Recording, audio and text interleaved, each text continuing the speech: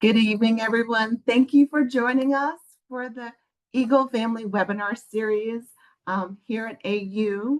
My name is Samantha Caruth. I am the Associate Director for Family Engagement, and I'm joined by our office's Graduate Assistant, Numa Khan, and of course, Dean Bridget Trogden, who will introduce herself in a moment.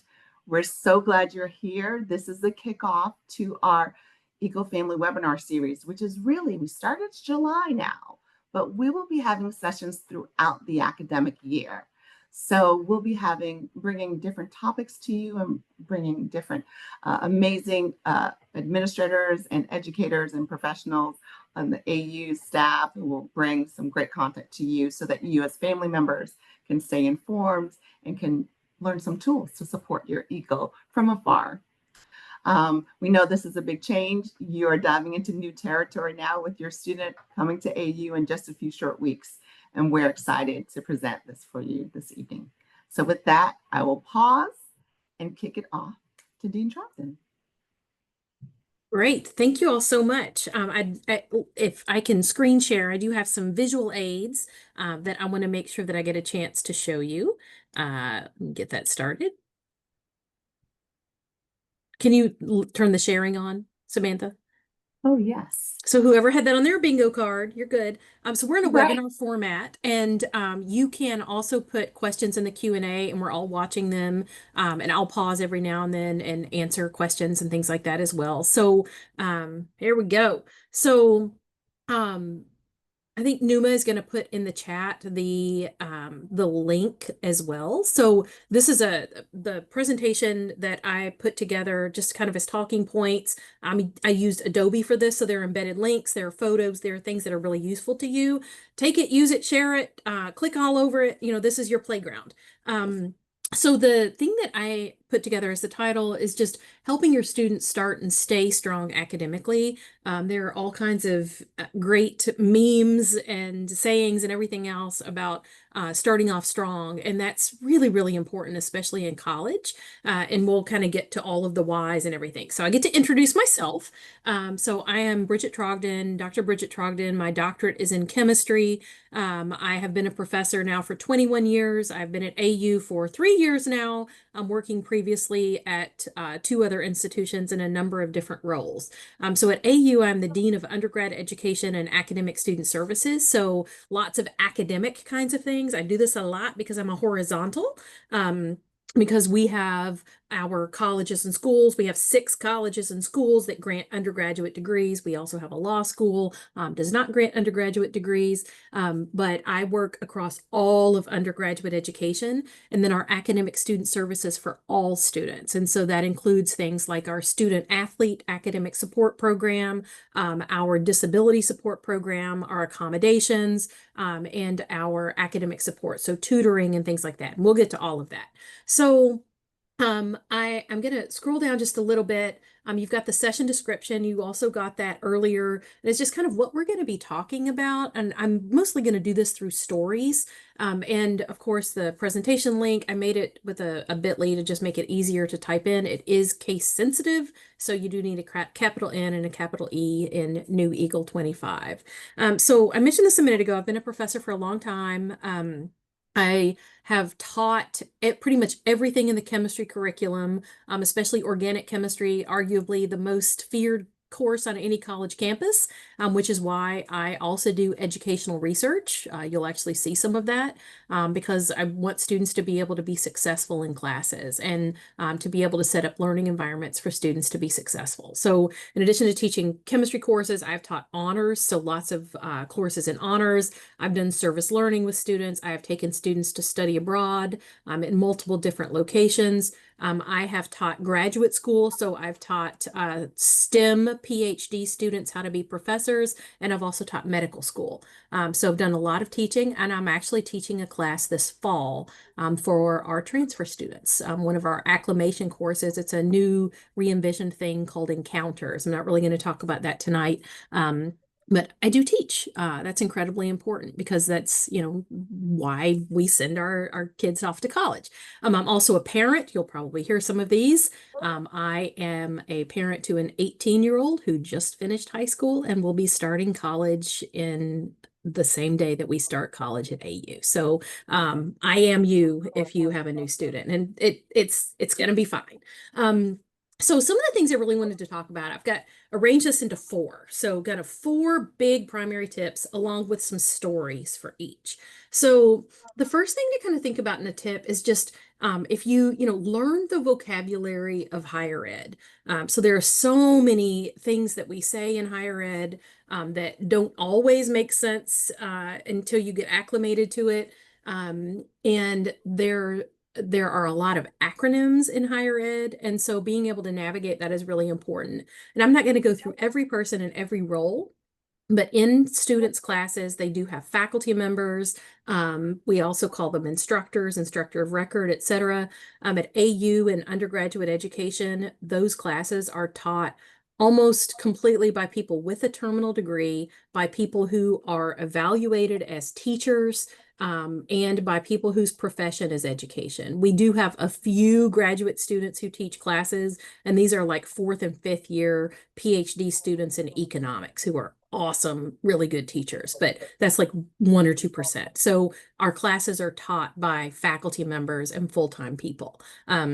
They know what they're doing. They're fantastic. They have office hours all the time for students. Critical people for student success. They teach because they love it and they love students. So all of our students also have academic advisors. That's their advisor if they talk about that. These are staff members at AU. We are a research university. And so we have certain things that our faculty do, and we have professional advisors. So this is a cadre of 46-ish people whose job is academic advising. And they are key people to go to for new students, especially to navigate a number of different things like registering for classes, understanding academic rules, dates, deadlines, those kinds of things. Very important people. And some of the colleges and schools have team-based advising. And some of the colleges and schools that they'll have specific advisors based on their majors. There are reasons for that, and it all works out really well. So those are critical people. I included a link to an open source book that you can actually download if you want. It's called Connections Are Everything: College Student's Guide to Relationship-Rich Education. This is a great book. The primary author, Peter Felton, is a friend of mine. Leo Lambert is a former university president.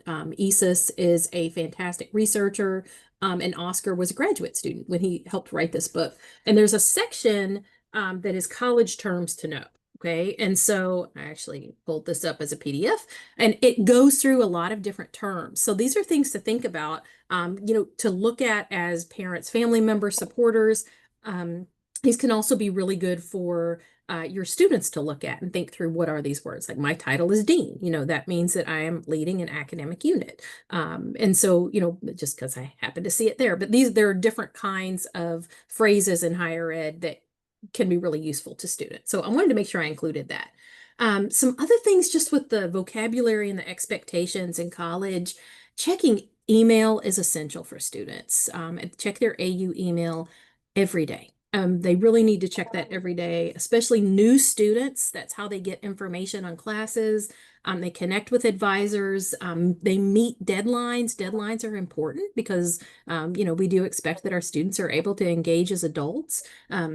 Engagement opportunities, they'll find out about things like internships and that. It really important for them to check their emails. They're not going to get emails from me every day. When we have emails that go to students, often they go from a central location. Like, a lot of our emails will come from student affairs, or they'll come from the advisor, or they'll come from the registrar, those kinds of things. So help your student. That's a major tip for success. They need to check their email every day. It's a professional practice. So a couple other things to think about in higher ed is we don't change schedules willy-nilly because most classes are 15 weeks. They meet twice a week. If students are trying to change classes the fourth week in, they've moved on, like the class has moved on. And so we have a period that's called the add drop period, goes on for the first 10 days of the semester. That's the period when students can change their academic schedules. It's a good idea, especially for new students, to talk to their academic advisors before they change their schedules, because they might end up making a mistake. But the add drop period is the time to do that. They've got plenty of time to be able to make any changes. So that's add drop. After that, students can still drop a class, which is actually a withdrawal. And a withdrawal means the student's removed from the course, but the course is still on their record. So it will show up on their transcript with a W next to it, which means that they removed themselves from the class after the end of the drop add period. Having a few withdrawals on a transcript is not a big deal. I have a withdrawal on my transcript from undergraduate. You know how many people have ever asked me about that and care? Zero. Okay, so it's not a big deal. It just means I tried this, it wasn't for me, or something happened, or maybe I had too many classes that semester and was having a hard time keeping up. Like a W is not a big deal. But these are also the things that the advisors can work with the students on, because a whole lot of withdrawals in a semester could be an issue. Okay, so we're doing high level kinds of things today, but that is an important thing in higher education, to understand the add drop period that goes on for the first 10 days, and then students can withdraw from classes up to the 10th week of the semester. The other thing I want to make sure I include is we do have tuition insurance here, and we call it tuition insurance, but it also can be for room and board, dining, things like that. It is not money to AU. It is done through a third-party provider. It's called GradGuard. Um, I cannot emphasize enough, please look into tuition insurance for your child. It's about $100 for $10,000 worth of coverage. My child will 100,000% be having tuition insurance when he goes to college, because sometimes things happen. It's not that common, but things can happen that spiral, and then students end up needing to stop out for a semester. And this really protects your financial investment in your child's future. Like this is just a really, really critical thing. Again, it's not money to us. It is tuition insurance. And what I worry about sometimes is, every time you go to buy a plane ticket or a train ticket or something, it's, do you want to buy insurance? No, not really. I don't want to buy insurance for $100 flight to Louisville, Kentucky. College is a little different. So this is something that, I really do emphasize, because otherwise there are things that cross my desk that I can't help with later on. So big picture, like these are just some of the high level things for that can help students with student success. And if the want to make sure that you're looking through those. So I see a question. If the child's advisor is not responding to emails, our advisors do respond to emails.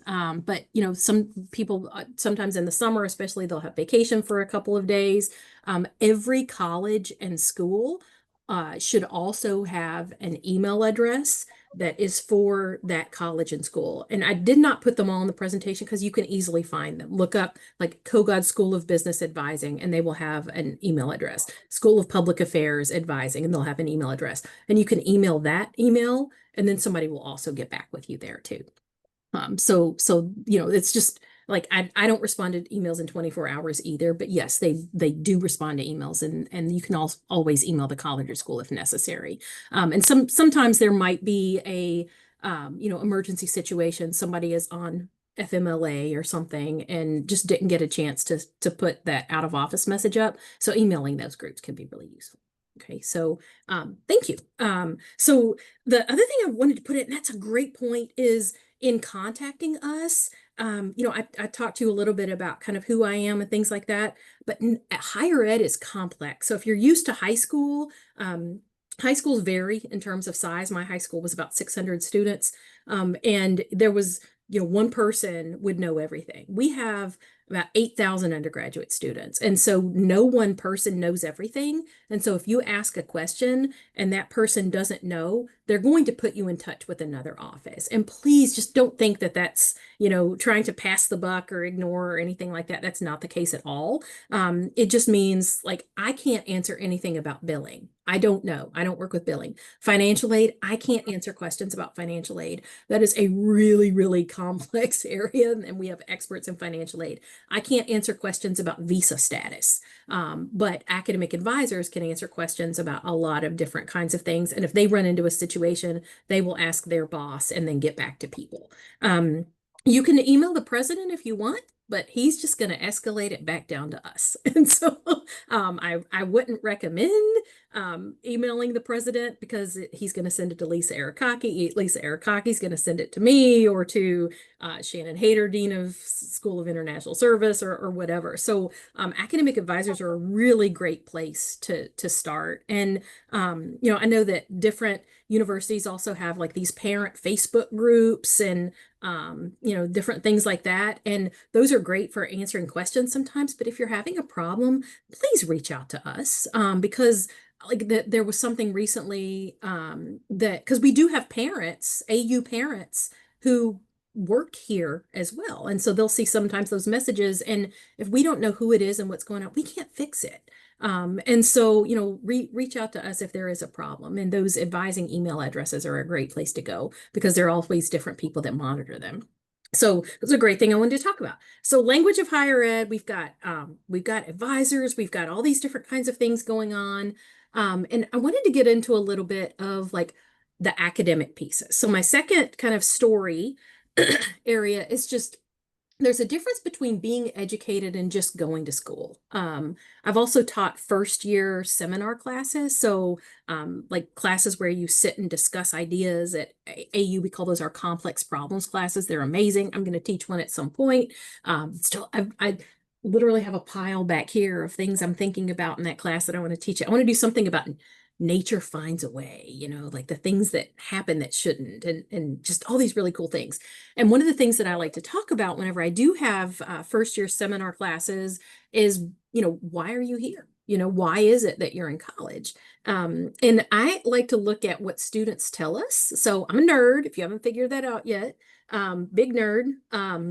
And like I write papers and research and, like I was literally in a meeting earlier today and somebody said, oh, my dissertation was on that. And I said, give me your dissertation. Samantha, it was Justin Bernstein, who's our in our Dean of Students office. So I have his dissertation printed out on the floor and I'm going to read that later. So amazing, fun things that we do here. But one thing that really interests me is I've been looking at this data for years. There's a Higher Education Research Institute at UCLA, and they ask new college students a number of different things. Their data sets are public if you want to look at it. So I've got all kinds of references in here if anybody ever wants to look at anything and be a nerd like me. So I've been looking for years at this question of why do students say that they want to go to college? And the number one reason right now is to learn more about the things that interest me. Fascinating. Okay, that used to be number two, and in the last couple of years, it flipped. So students go to college to learn things about interest that interest them more than to get a better job. That's fascinating. Okay, so because we hear so much about the economic value of higher education, which is absolutely true, but students learn things that interest them. Look at number three. Okay, to gain a general education and appreciation of ideas. Okay, that's what students want to be able to do. And I am going to talk about our general education in just a minute. That used to be number four. Now it's number three. Number four is about careers. Number five is about making money. So of the top five reasons that students go to college, of course, they've got the economic outcomes, better job, specific career, make more money, but they also want to learn more about things that interest them to gain ideas. Preparing for graduate and professional schools, of course, on there. You really can't go to graduate or professional school without an undergraduate baccalaureate degree to become more cultured, to please my family. Interesting, but that's not why they're going to college. So that's something to think about, like as your little loved ones are in college and they're struggling a little bit. I'm going to come back to that word later. These are things to keep in mind, well, what is it that you're learning? What is it that interests you? If you're like me, you might have an 18-year-old boy that doesn't talk to you a whole lot about these things, and it's pulling teeth to get those conversations out. Keep asking anyway. Okay. And find out how they're doing and what they're doing. So at AU, all of that being educated, it starts with the curriculum. So the curriculum is, the planned courses and experiences. It's not just a bunch of courses. It's not just checking off a box. We design our curricula for a reason. They contribute to certain kinds of growth and development for students to, achieve and gain content and skills. And it pays off. If you haven't looked, and I don't think I put a link in here, if you look at AU We Know Success, it tells you exactly what our outcomes are for students, like where, you can actually look by major and what are some of the top employers. You can look to see what some starting salaries are, things like that. And I cannot remember the number off the top of my head, but it's over 90% of our students are employed within 6 months of graduation in their field of study, which is interesting because a lot of people say, oh, they're employed. No, ours are employed in their field of study. So what we do matters. So those courses, those bundles of courses, the way we put those together into a curriculum really matters. So the curriculum in undergrad land, and this is American undergraduate education. The European model's a little different, but in American undergraduate education, the major course of study is typically about 90 credit hours. So you can think of that as about 3/4 of the undergraduate degree is in the major field of study. Changing majors is fine. A lot of our AU students don't change majors actually, which is interesting. Nationally, over half of college students change their majors, which is great because that means that they're getting to know the things that they want to do even more. We love that when they find their passions. And so the changing majors is fine. And then in addition to the major course of study, there's the general course of study, or we call that the gen ed. And that's typically about 30 credit hours. Sometimes these overlap as well. And AU, we call that our AU core. There is a link here if you haven't looked at it. AU core, we have 3 different kinds of courses. So we have foundational courses, including that complex problem seminar I was talking about, habits of mind courses. So this is where students develop that kind of well-roundedness. And then integrative courses, which they often do in their majors as well. And that also includes capstone courses where they get a chance to explore. So it's not just a bunch of get it out of the way, check the box kinds of things. So our AU core is very good. And I mentioned this is the American model. So we have a lot of different parents and families that may have done undergraduate education elsewhere. And I call it the European model, even though it's common throughout, Australia and Asia and a number of different places. So the research shows that the American model of undergraduate education leads to more innovation and a number of different outcomes that for sorry, I'm getting a weird phone call. A number of different outcomes for innovation, for business acumen, for risk taking, all of those different kinds of things. Something I like to point out is the entire country of India, so 1.3 billion people, is changing their education. They have a national education plan, NEP, that came out a few years ago, and they're working on education to make it more like American education. Fascinating, right? And that's because they want to be able to compete more on a global scale with that breadth, and that's what a general education does. So and you can tell that's something I really care about. So minor course of study, a lot of students pick up minors. They'll pick up double majors. They'll pick up a double major and a minor. Those are great. In some areas, like in our School of Communication, they want students to also have additional depth, so they all have minors built in. It's great. I was a chemistry major and I had a music performance minor, and I learned so much in the music performance about, professionalism, teamwork, etc. So we love that our students do that. Some of the curricula also involve field work, capstones, studios, which can be across different majors. So those kinds of things go into the curricula as well.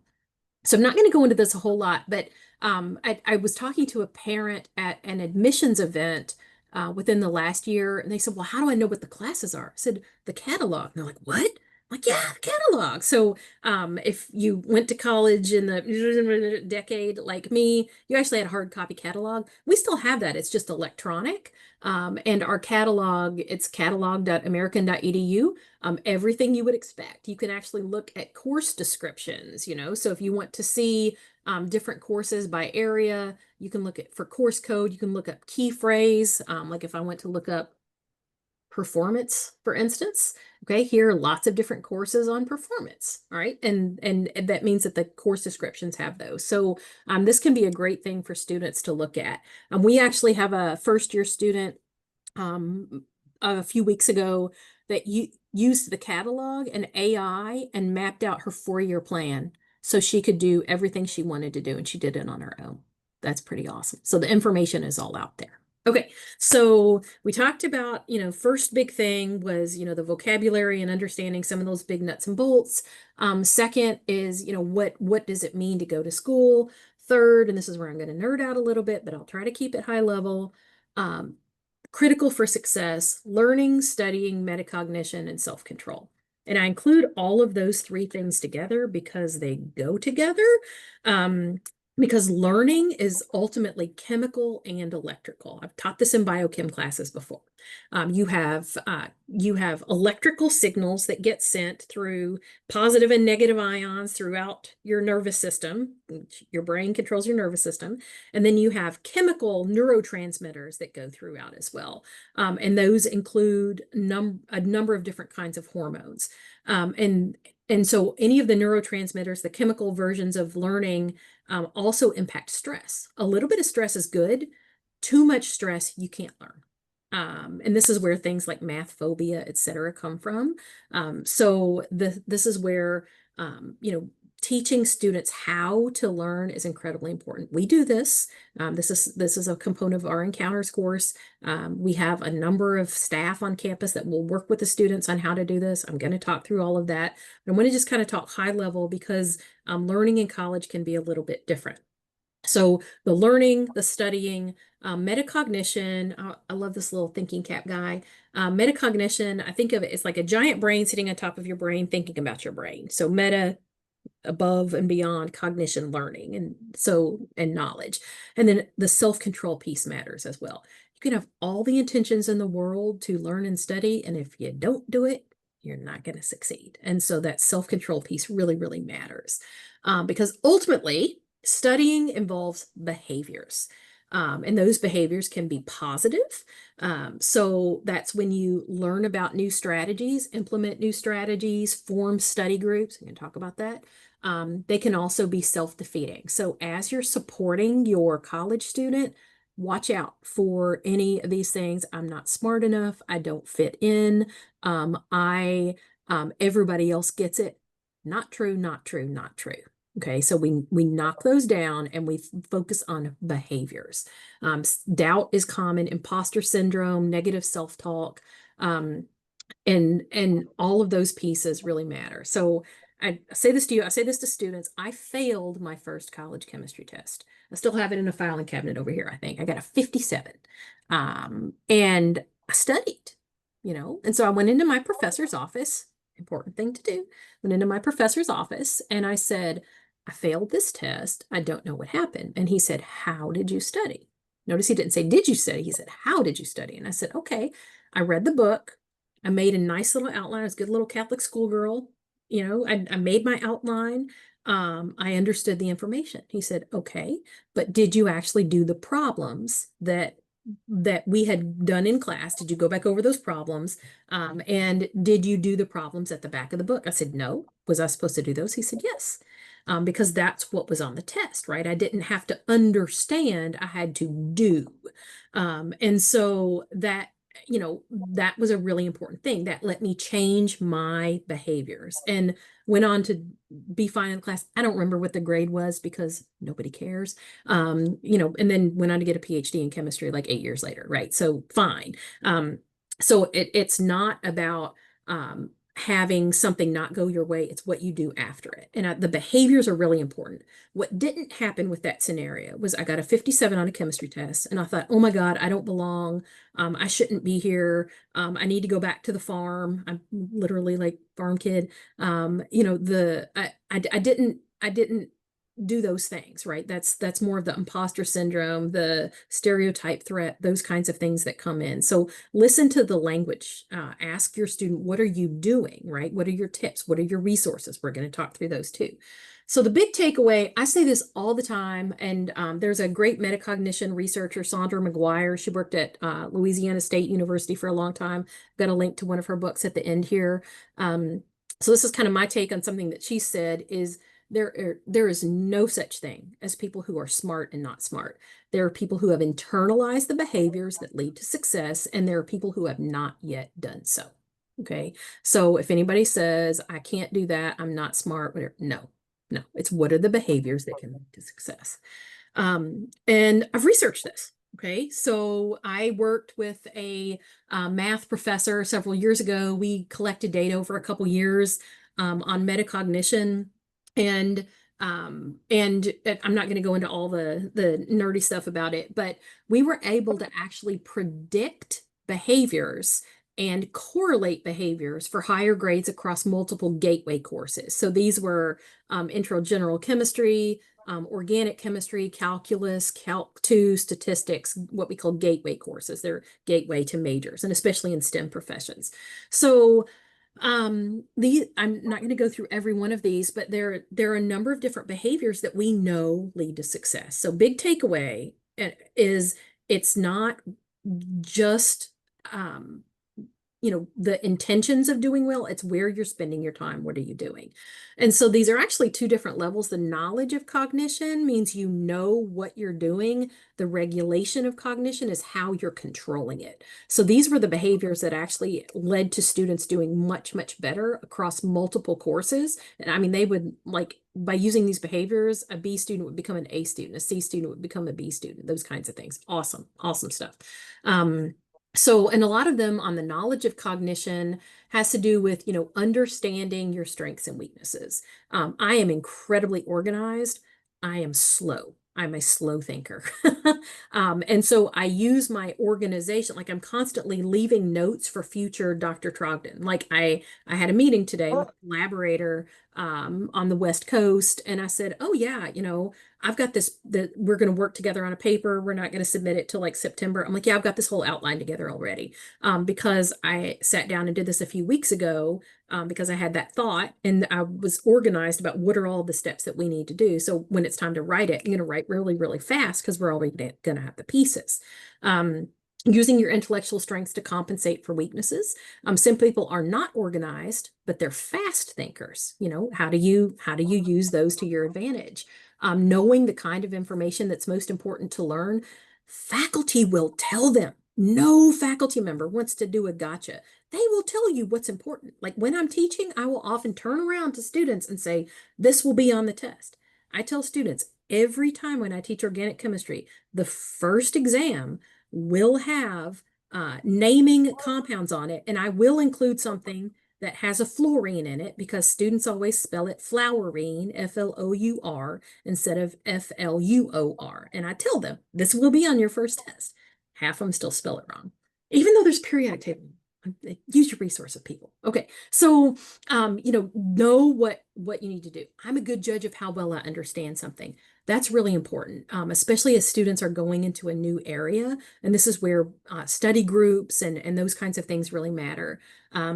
We talked about some of these others, like knowing what the teacher expects them to learn, using strategies that have worked in the past, build on things.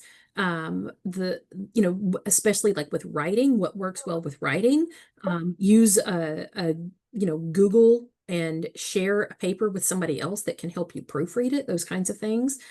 Focus on meaning and significance of new information that helps you literally scaffold it to other information.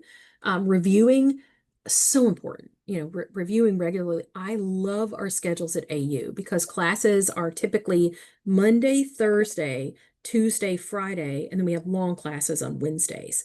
And so students they're not going from Thursday until the next Tuesday seeing their professor. It's only a couple days, but they always have time to review. It's not, 48 hours later where it's too fast. It's 2 days later. And so they'll be able to have time to review before every class. It's amazing.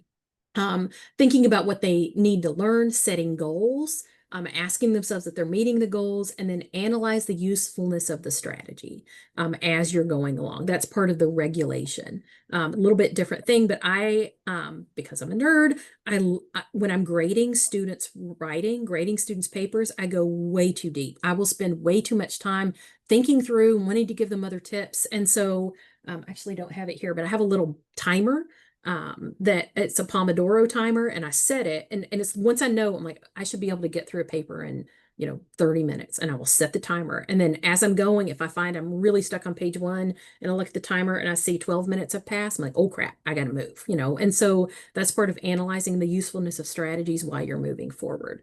So these things are really beneficial for students because biggest difference between college and high school is the level of academic rigor and the cognitive complexity. We have a faculty member here, Dr. Corbin Campbell in the School of Education, who's amazing, who just wrote a book called Great College Teaching of where does college teaching occur and how do we know that it's occurring.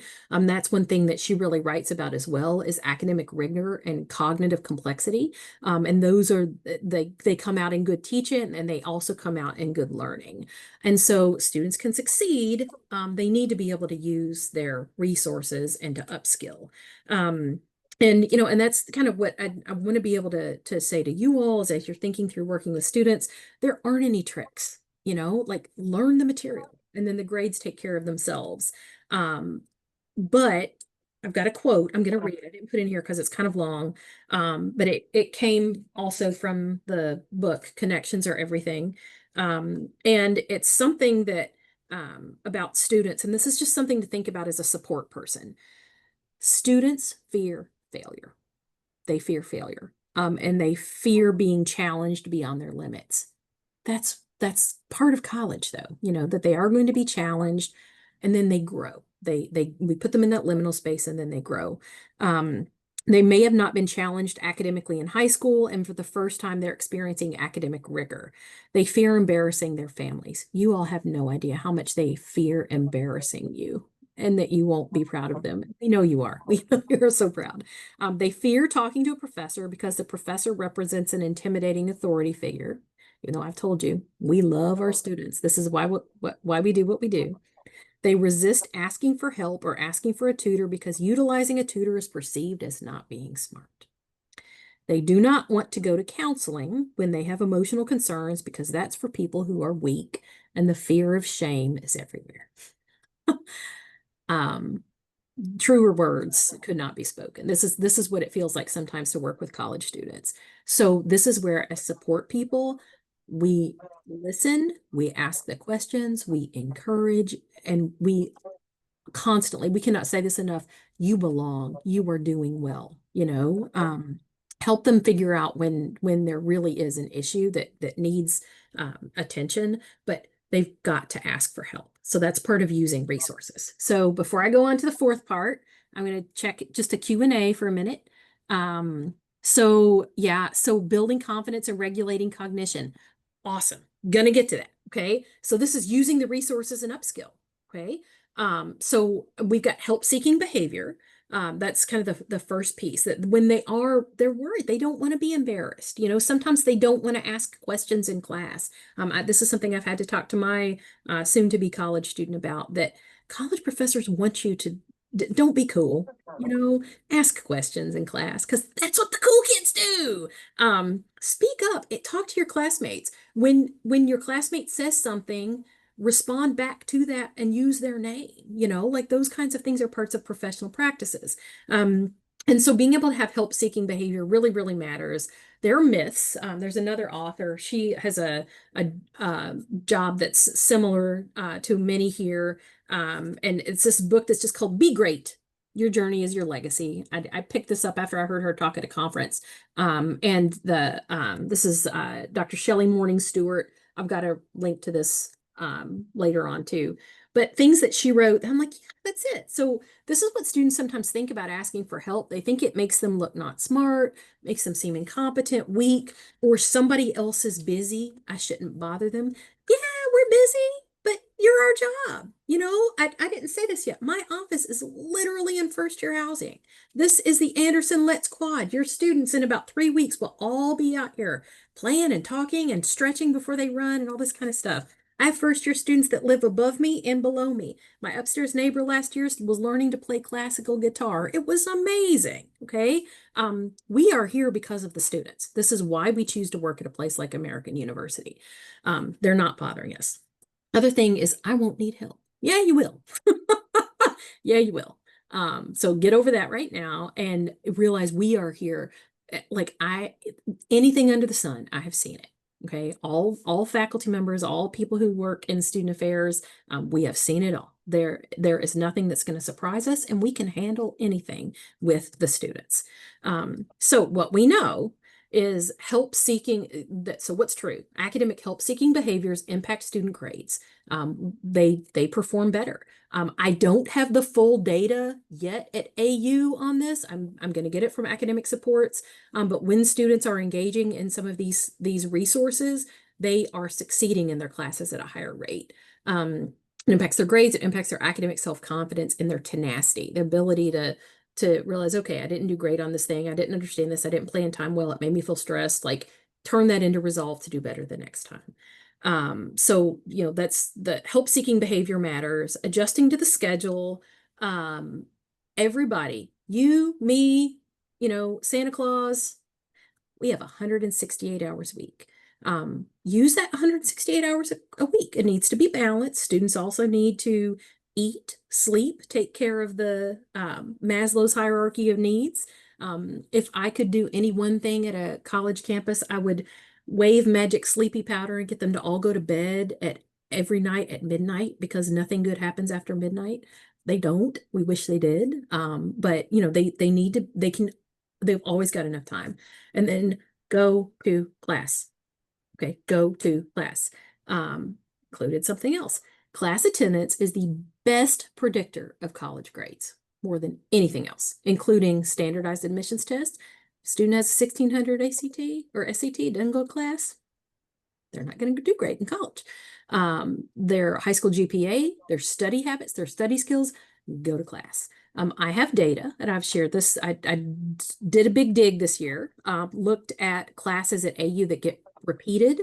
Our students are successful in classes all the time. Like our most repeated classes, so students who don't do well in a class and need to repeat a class, it's less than 10%. So 90% of our students are getting A's, B's, and C's. Most of those are getting A's, quite frankly, which bothers some people. It didn't bother me because it just means they're doing a great job.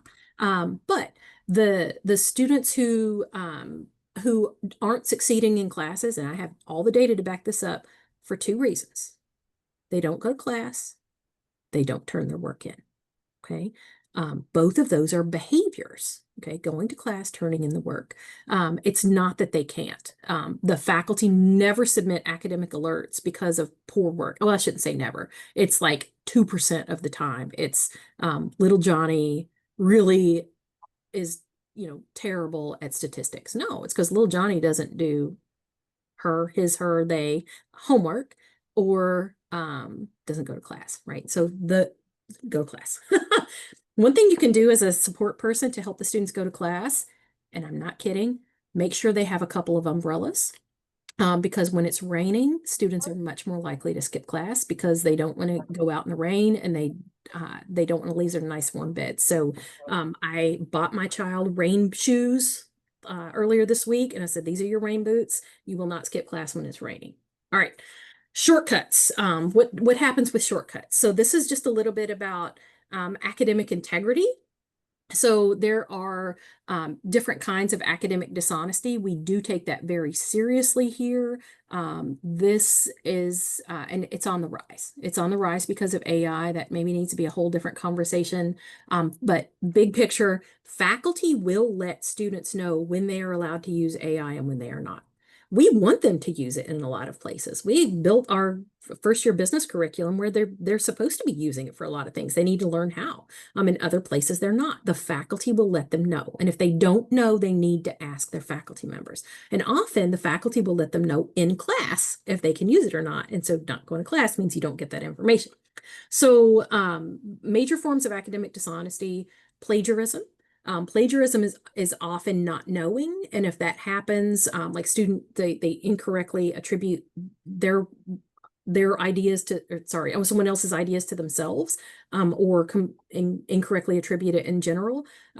Usually the faculty will work with them and help them understand that. But that's also why throughout this, these talking points I've shared, when I've borrowed an idea or a quotation from somebody else, I've attributed it to somebody else. Because we're all part of, this exchange of ideas. Improper sharing of test materials. I had that happen once before where I was giving a test and a student was going to take it later. The other students in the class didn't know that, and they were all in a room talking about what was on the test, and the student who hadn't taken the test yet was in the room. And she should have gotten up and said, I haven't taken this test yet. I need to leave the room. And she didn't. And someone else came and told me because we had an honor code. And she ended up having a sanction in that class that made her grade lower than it would have been otherwise. So improper sharing of test materials. Collusion, so that's working together when individual work is expected. Again, talk to faculty members. A lot of times they want students to work together. And then outsourcing, so paying someone to do your work or having AI do it. If there's a place where, you should be doing your own work and you're putting it into ChatGPT and saying, tell me whatever, that's a level of outsourcing. And it's hard to catch. It's not impossible to catch. I kind of think through, the reason that we have assignments is not because you're creating something that's going to win a Nobel Prize. It's to help you think. And so you're cheating yourself. And that's not a trite cop out, but that's really how it comes in as well. But that really matters as we're thinking through academic success. So making sure that students are not engaging in academic dishonesty. So resource types, and I saw there was a question about this as well. Resource types really come in with people, places, and things. And so people, so who are the support people? So these might be your educational resources, your personal resources, your professional and practical resources, the places, so where to go. Library, we have librarians on hand all the time. We have our academic support center. This is their website. I am going to click on it and take you through that in just a second. They are located in Butler 300. The students will see where it is. There are signs, like they will be walking through, like they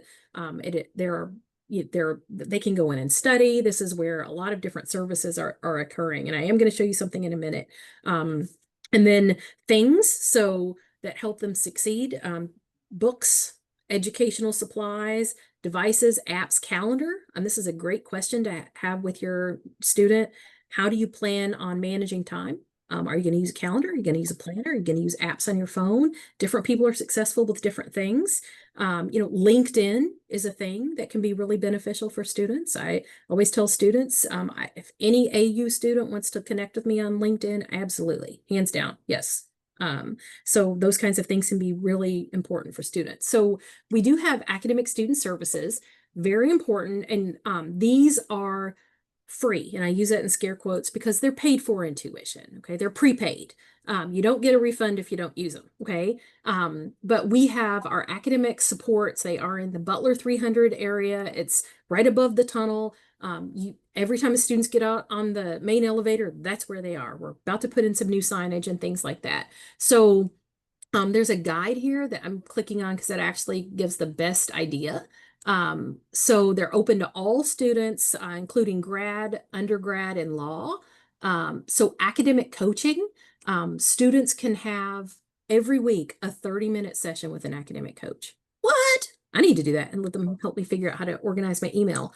Beginning of the semester to get organized, midterms and finals, gain better habits. They will meet with the students about anything. I actually have their utilization data because they report to me. And last year we had that 1,551 visits. My secret or not so secret, because I'm telling you all, goal is I want them to be so busy that we need to hire more academic coaches.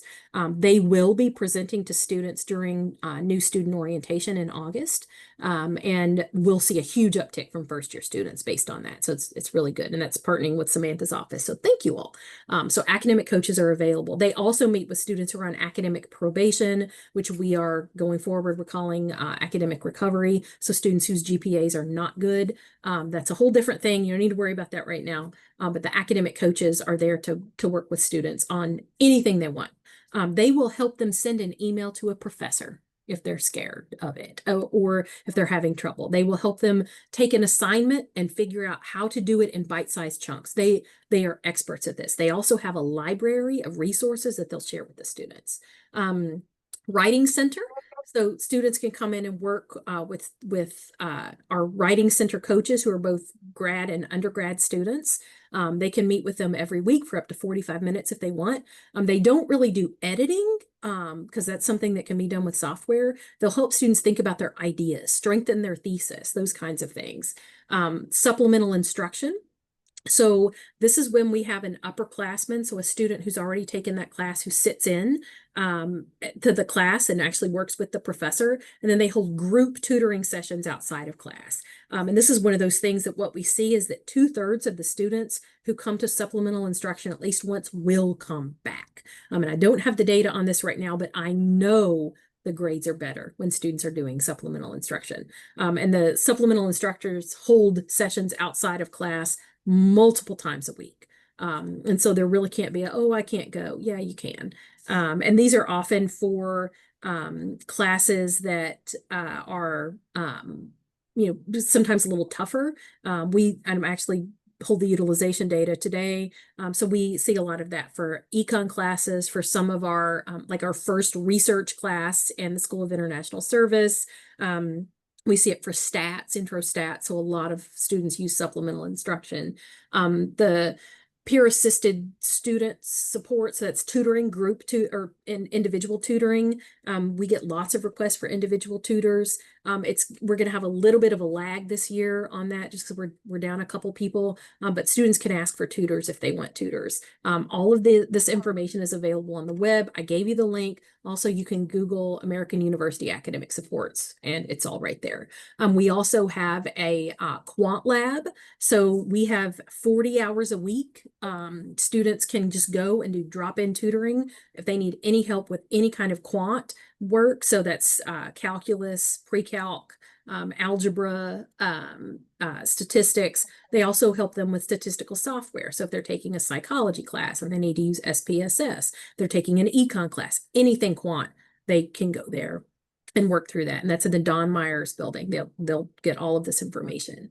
Other thing, and I didn't include this last year when I talked to parents, but if students are eligible for academic accommodations, somebody during move-in last year said, oh, my student said they wanted to go it alone. And I said, oh, please don't, please don't. So if students are eligible for academic accommodations because of learning differences, ADHD is incredibly common, a number of different issues with physical and mental differences. So this is part of ADA, part of our accessibility, use them.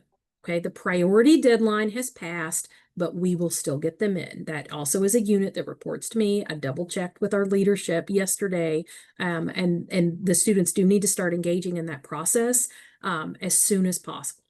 Because it's not a big deal. 14% of our undergraduate students use academic accommodations. 16% of our law students use academic accommodations. The U.S. Department of Education and the National Center for Educational Statistics estimate that 20% of college students should be using academic accommodations. So please use them. Makes a big difference. Okay, so, and then becoming a better learner, right? This is the whole reason for all of these resources and the things that we're talking about. And learning is an active process. So I included a little quote here. Learning is not something that just happens to you. It's something you do to yourself. You cannot be given learning. You cannot be forced to do it. The most brilliant and inspired teacher cannot cause you to learn. Only you can do that. And that's why we've been talking about the behaviors. And so help students think through, obstacles and navigating failure. There's no such thing as failure. There's learning opportunities. And then resilience, what to do when things don't go according to plan. And sometimes they will call you, they're freaking out. Uh, you know, they're honestly, they're fine. Like most of the time, they're really fine. But this is a great time to start thinking, where are your resources, people, places, and things? What can you do? I mean, maybe first hear them out first, and then, what are the things that you can do? Have you gone to talk to an academic coach? You can make an appointment. They have appointments available every day. Every day they have drop-in appointments. And if at most they're gonna have to wait 24 hours, they can get in and see them. They can go to tutoring. They can do lots of different things. The thing I will be careful of is there is a difference between struggle and suffer. I said I was going to come back to that. Struggle is okay. Suffer is different. And it doesn't happen all the time, but sometimes there will be students. There's a latent mental health issue. There's a lot of things that are combining. It's usually not because of their academics. Often there are other scenarios going on, especially with this population we have now in college, because they were in middle school and early high school when pandemic hit. And their social, I'm not throwing shade, this is true, their social skills, their use of social media, cancer culture, all of that is coming in. And sometimes they struggle a little bit with resilience. And so that's a thing to kind of help them think through. My kid sent me something the other day about college that it was, oh, well, I need to do this thing. I said, okay. He said, well, where is it? And I said, how do you think you could figure that out? Right? And he's like, oh, I'll look in my email. Okay, baby. He looked in his email. He found it. It was fine. Right. So being able to overcome these little obstacles, we can't do everything for them anymore. I'm not going to spend any more time on this because I want to make sure we talk some about questions. Sorry, I got really excited. I told you I was a nerd. So in class and between classes, there are things students should be doing. Outside of classes, go to office hours. There is great research that new students who go to office hours in the first 3 weeks of the semester more likely than their peers to succeed academically. And then the last thing, last little lesson is kind of what I've already talked about, this holistic wellness. They can't go to class and succeed if they're not eating, resting, exercise. Everybody needs to move at least some. If, they don't feel like they have a sense of psychological safety, roommate conflicts happen, but they have to learn how to navigate some of these. So, getting involved, clubs, but don't, to a healthy extent, don't join 20 clubs the first week of class. You won't go. That is not healthy. But explore, establish good relationships, learning conflict management, incredibly important, self-care, boundaries, and reward yourself. My first year of college, I had a good friend Wednesday, and that was actually her name. And every Friday, Wednesday and I could understand how that could be confusing. Every Friday, Wednesday and I would walk downtown, and there was this old-timey malt shop, and we would share a chocolate malt, as like our reward for doing well that week. Or, if you're working really hard on a test, to be like, okay, I'm going to go get a mani or a petty or a new pair of earrings or something after I finish this test. So those kinds of things can also be really, really beneficial. So, I just included the link again to all of this because I know I went to way too much depth. This was the big one. I'd asked Samantha if I could do this because I wanted to give some grounding, and I know some people might need to drop off. Some people might look at just look at the resources later. Some might look at the recording later. You'll hear from me again. So during move-in, we have family and supporters orientation on campus, and I'm going to do kind of a short version of this on both that that Sunday and that Monday, right, Samantha? Sunday and Monday. Correct. And you're going to have dropped your kid off. You're going to be emotional. You're going to be sweaty, high level kinds of things, but just what you need to know then. And then also, and that will be on campus. And then also at the end of September, right before family weekend, I'm going to do one just of like what you need to know right then before family weekend. We're starting to move into midterms, stuff like that. You don't have to worry about these dates. New student and family programs will send that out. So check your email too. And then, of course, I have some references if there are other things that you want to look at and learn. And, big picture, we've been doing this for a long time. We love your babies. We love that they come in. Orientation in August and move in is exhausting, but we do it because we love it and we're really excited to be able to work with it. So, Samantha, you want us to take it away on a few questions? Sure. Thank you so much, Dr. Trogden. Such good information. I have a rising junior and it's all still relevant. It doesn't just expire after they start. It's still reminders that I'm still kind of supporting my student from the wings and still doing a little check-in. It's different from the very beginning, but it's still so relevant. So thank you again. I think I said that to you last year when my student was younger. So here's some quick questions. There's one question about, I think this is really important. How do you advise families stay on top of things or how, if they can, while their students are off at college? It looks different than when they were at Yeah, home, how to stay when on they were top in of high things. school. Yeah, they're going to be different. I'll probably talk to you about this in August as well. And I know not everybody's going to be able to go to everything. There are different phases. At the beginning of the semester, the questions to ask them are, how are you getting organized? Like once they get into class, they know what the major assignments are going to be. What is your professor going to expect of you? How are you going to take notes? Because I didn't go over all of this, but there's no taking notes, there's making notes. Like you cannot learn unless it is in language in some way. And, are you going to do pen and paper? Do you want binders? Do you want notebooks? Are you going to be taking notes online? Maybe try something for a while and then do something different. Like, how are you getting organized? How are you setting yourself up for success? Students will often sit down and make a weekly schedule of, I'm going to do this day, this day. I'm going to study for this class this day, gym this day. That's great. Nobody sticks to it. And so it's helpful sometimes to know like what's your schedule. I've also heard, um, manage your energy, not your time. So there are certain things you can't, your brain is not going to want to do at certain times of day. I don't know a lot of college students that are doing serious 70 pages worth of reading at 7 in the morning. They're still asleep. They're doing their reading later on. And group study, they often do group study like right around dinner time, after dinner, before dinner. A lot of our supplemental instructions are then. So the beginning of the semester, it's getting organized. Um, Not all, but a lot of faculty will start giving a big assignment. So something that's worth more than just a couple points. They'll start giving that around week 4 to 6 of the semester.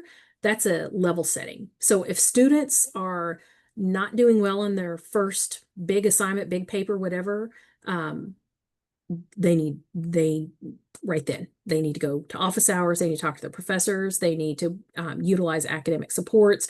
Don't wait. And so, and then and then they'll get more information as they're going along with midterms, and then moving into finals as well. Faculty do let them know how they're doing academically. So there are different phases of the semester. I promise I don't sell books. This one is really good. First Semester Success by Arden Hammer. And you can look at, and I put this in the as the in the references, but it has a table of contents by different areas. So before the semester, during the first third of the semester, and it tells you exactly what to expect, and each thing is like a page. And so this can be a really beneficial thing for you. Maybe to think, oh, okay, so it's midterm. What's going on? And maybe have those questions. You analyze your relationship with your child. I can't do that with mine. He's not going to engage. The cobbler's children have no shoes in my house. But you can ask different questions at different phases about organization, using resources, etc. Super. There's so many good questions. Do you have a recommendation for a specific calendar or an app? There's so many out Oh, there. I couldn't tell you because there are so many out there. I I think whatever works for you. Some students really like hard copy planners. For some reason, it's especially like the female identifying students seem to like that. I don't want to gender anybody, but they like to cross things off as they go through. But sometimes it's just, it's managing your time. So it's not just what do I need to do, it's what do I need to do when. And so I don't have a favorite for them. This is a great thing to ask an academic coach about for the students. And then the academic coaches will also be talking about the resource library that we have available for students. And again, they'll be doing that during orientation. They'll actually have the students working on some exercises during orientation when they have them to think through planning and the big blocks and things like that. I know we're a little bit over time, but there are two additional questions that I think are really key and helpful for their whole. One question is, do our students need to sign a release so AU can speak to families about their grades? The answer Absolutely. is yes. Yes. If they are 18 and older, these are federal requirements. Our hands are tied. But I realized this last year, and I will talk about this in August. And I'm so glad you mentioned that, Samantha. Everybody's like, oh, well, I sent the FERPA release. That doesn't mean you have access to your students' Canvas or grades. It means that if you ask, we can answer your questions. My what I do is I am not sending anything to the parent without sending it to the student. So, if and I'm not an advisor, so I'm not at I'm not in the trenches with the students all the time, but if there's something that there's a question, yes, there are FERPA waivers that we do have. So FERPA is I'm not going to go through all the acronyms, but it lets you have access to your students' academic records when asked. But that doesn't mean that you have access to everything. Like you can't check your students' email. That's actually a violation of our IT policies. You can't go into their Canvas shells. You need to really be able to have those conversations with them. And some units also have different levels. So like our disability support office, for instance, because it's also medical information, there's a different kind of waiver for that office. So the best thing is, engage with your student, have a good conversation with your student. My child and I are having this conversation about what kinds of information I expect you to tell me and tell me on an honest and timely manner. And those are important conversations. We routinely have parents that say, well, I pay the bill, so you have to tell me everything. Okay, cool. Your child's a legal adult if they're over the age of 18, and we have federal regulations around this. And the last question I think we have time to cover is really what you've been referencing as an element of student success, not just the academic work, but the surrounding pieces. If a student has mental health concerns and needs, what are the resources in campus? I know it's not your area, but it's just all in partnership for student success. Yep. We have our student health center on campus. It is 2 buildings over. It is a 60-second walk from where most of our first year students are housed. At most, it is a 6-minute walk from where our first year students are housed. They do have on-campus health services. We have mental health services. Many students also use private mental health services. We've actually created pods around campus where if students want to be able to have therapy and they don't want to do it in their room with their roommate there and not have to kick their roommate out, there are places that they can go to do that. We are going to have a new student thriving complex that opens, I think, in December, that is also going to have services there as well. So we have lots of supports for the students. Samantha, did I answer that correctly? Because I know that's in your office, so you all might. No, well, it's not in our office, the Center for Wellbeing, the Student Yes, Health Center, we exactly. hit on all Yes. the points. Yep. And I think that's a perfect place to land because, as you shared at the beginning, there are so many partners linking together to support each student. The academics, our housing and residence life team, our dining staff, our, around campus, all the resources, our athletics, the facilities. There's so many pieces, of course, Center for Wellbeing, Student Health Center, the list, of course, our faculty and teaching faculty. So the list is so very long. So I don't think that we can cover it all tonight, but this topic was really important for starting off strong academically And for families who are watching tonight, know that you'll be getting more information along the way. You have been receiving information throughout the summer via newsletters on different topics and to-dos and to-knows. And we've also hosted from our office new student family programs, the new Eagle Essentials webinars. And so that's been another resource. There's also the student Canvas Flight Ready modules that they are completing. And there's also the accompanying family SOAR and support Canvas course. And then there'll be even more information to come in person if you are planning to stay for family and supporters orientation on the 17th or the 18th for that brief afternoon program. And know that even if you're dropping off early for a pre-orientation program or your student is coming to campus on their own, that the resources that we've just mentioned, there'll be more to come. There's nothing that you will miss because we will have these webinars throughout the year. We will also have newsletters on a biweekly schedule throughout the year with great resources. And our office here is here to support you as the family members as you support your students. So again, we're all part of the same team. So with that, thank you so much, everyone. Have a wonderful evening if you're on the East Coast or earlier, if you're somewhere else or later. And we thank you so much for joining us. Have a great evening. Thank you so much, Dr. Trogden. Have a great evening, Thank you. everyone. Bye-bye. And we will post our recording online as well, too. Thank you. Bye-bye now.